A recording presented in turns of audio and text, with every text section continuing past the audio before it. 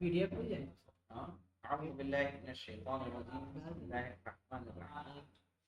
वकालत ज़रिए इर्तिबात, क्या मतलब होता है वकालत ज़रिए इर्तिबात? सही है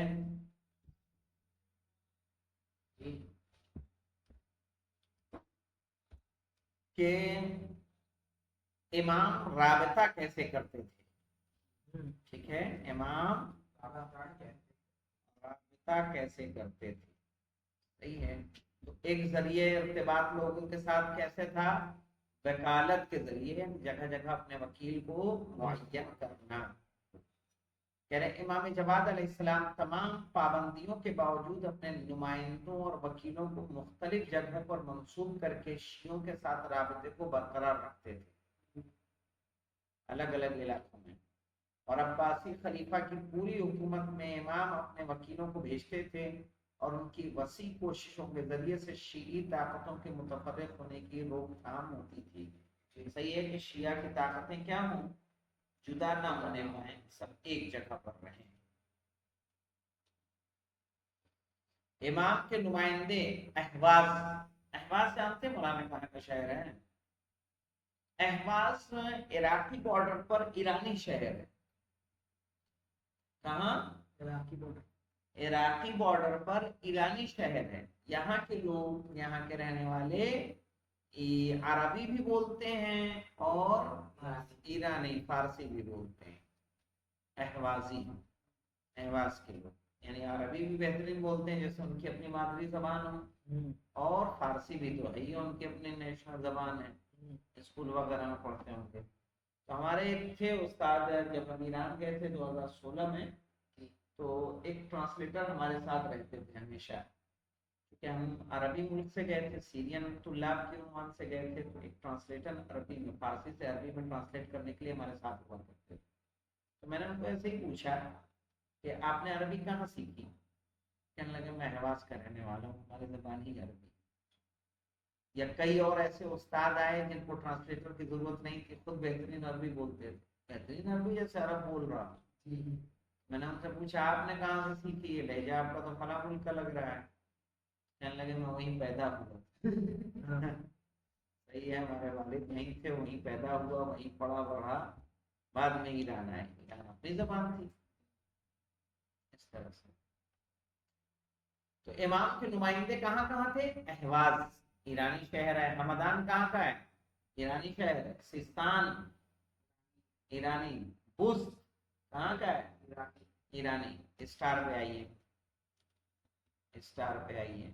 अबुल फिदा लिखते हैं कि बुस्त दरियाए हिंद सिंध के किनारे पर वाक़ है। ये सजिस्तान, सिस्तान का एक बड़ा और नेमत से मालामाल शहर है। इसमें खुरमा वगैरह के बाग बहुत ज्यादा हैं। बुस, बुस्त से गजना तक तकरीबन 14 मरहले हैं। सही है, गजना, महमूद गजनवी वहीं का था मौलाना। रे, बसरा, बासित, बगदाद, ये सब इराक के शहर है मौलाना जी। रे वही हुकूमत ना जिसके लिए पेसर साद, उमर साद क्या किया था, किसकी हुकूमत के लिए आया था? कत्ल इमाम हुसैन के लिए, रे की हुकूमत की लालच। दरखेज इलाका था ये। बसरा इराक का शहर है, वासित इराक का शहर है, बगदाद है ही राजधानी उसकी।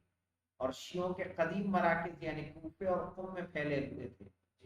जैसा कि इमाम अलैहिस्सलाम के कमसिन होने के बयान में कहा गया है कि अली इब्ने अस्बात ने आ हजरत से मुलाकात के वक्त गौर से इमाम के चेहरे को देखा ताकि उसे जहन नशीन कर लें और मिस्र में वापस जाकर उस इलाके में मौजूद इमाम के मानने वालों को बता सकें। और ये बात की अलामत है कि वहां पर भी इमाम के चाहने वाले और आपके शिया मौजूद थे। कहाँ पर? मिस्र में।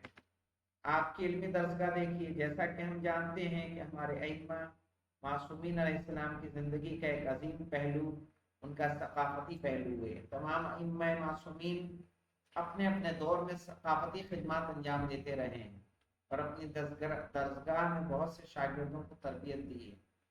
इनके जरिए से अपने उलूम को समाज में नशर किया है। लेकिन तमाम अइम्मा मासूमीन के दौर में इज्तिमाई और सियासी हालात एक जैसे नहीं थे।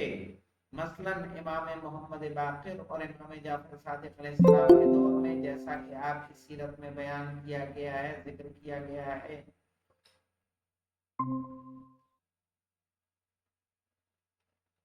کہ اجتماعی حالات سازگار تھے، صحیح ہے نا، کوئی حکومتی ایسی مشکل نہیں تھی۔ اسی بنا پر ہمیں دیکھنے کو ملتا ہے کہ امام جعفر صادق علیہ السلام کے شاگردوں اور آپ سے روایت کرنے والوں کی تعداد 4000 تک پہنچتی ہے۔ کتنے تھے مولانا؟ 4000۔ لیکن امام جواد کے دور سے لے کر امام حسن عسکری علیہ السلام کے دور تک دربار خلافت کی جانب سے بہت سے سیاسی خلفشار اور ان کی شدید پابندیوں کے سبب ان کی خدمات بہت محدود ہو گئی۔ نہیں بات، بہت محدود کا مطلب یعنی آپ سے استفادہ کرنے والے بہت کم ہو گئے، اور اسی وجہ سے ان کے دور میں تربیت پانے والوں اور روایت کرنے والوں کی تعداد میں امام جعفر صادق علیہ السلام کے دور کی بنسبت خاطر خواہ کمی واقع ہوئی، یعنی ایسے کہ جو نوٹس کی جا سکے۔ لہذا اگر ہم یہ پڑھتے ہیں کہ امام جواد کے اصحاب اور آپ سے روایت کرنے والوں کی تعداد صرف 110 تھی اور کل ملا کر آپ سے 250 حدیثیں نقل ہوئی ہیں، تو ہمیں تعجب نہیں کرنا چاہیے۔ سمجھ میں آئی بات؟ کیونکہ سختیاں ہی اتنی زیادہ تھیں، لوگوں سے رابطہ ہی نہیں تھا۔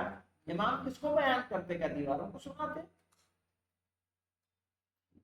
کیونکہ ایک طرف سے آپ سیاسی طور پر سخت کنٹرول اور خلیفہ کی نگرانی میں تھے، اور دوسری طرف جلد ہی شہید کر دیے گئے، ایسا نا آپ نے کہا۔ اور علماء اس بات پر متفق ہیں کہ آپ کی عمر 25 سال سے زائد نہ تھی۔ تو بتائیے 25 سال کی ایج کیا رہتی؟ صحیح ہے؟ میری عمر۔ اس کے باوجود ہمیں اس بات کی طرف توجہ رکھنا چاہیے کہ آپ کے اصحاب اور آپ سے روایت کرنے والوں کی اسی محدود تعداد میں بھی علی بن مہزیار، علی بن احمد بن محمد بن ابی نصر بزنطی، یہ بڑا نام ہے مولانا، علی بن مہزیار کا اور احمد بن محمد بن ابی نصر بزنطی، ابی نصر بزنطی کو ایسے یاد کیا جاتا ہے۔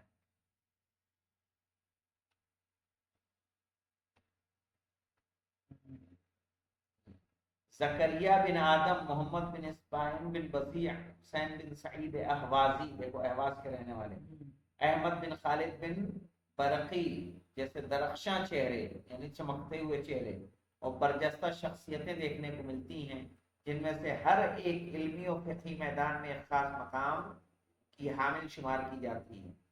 دوسری طرف امام جواد علیہ السلام سے حدیثیں نقل کرنے والے شیعہ ہی نہیں تھے، بلکہ سنی علماء و محدثین نے بھی حضرت سے اسلام کے عقائد و معارف کو نقل کیا ہے۔ اسی طرح سے حافظ عبد العزیز ابن اخضر حنابندی نے اپنی کتاب معالم العطرۃ الطاہرہ میں، اور ابو بکر احمد بن ثابت، ابو اسحاق ثعلبی، محمد بن منصر بن مہر بد جیسے مؤلفین نے بھی اپنی تاریخ و تفسیر کی کتابوں میں حضرت سے روایات نقل کی ہیں۔ یعنی یہاں پورا ایک کتابوں کا نام بھی آپ کو دے دیا ہے، اور اس طرح سے ہم نے کیا کیا مولانا، نوے امام تقی علیہ السلام کی زندگی کو مکمل کیا ہے۔ انشاءاللہ آئندہ سوالات لکھ کے پھر ہم جو شروع کریں گے 10ویں امام امام علی نقی علیہ السلام کی زندگی کا پڑھنا۔ الحمدللہ رب العالمین۔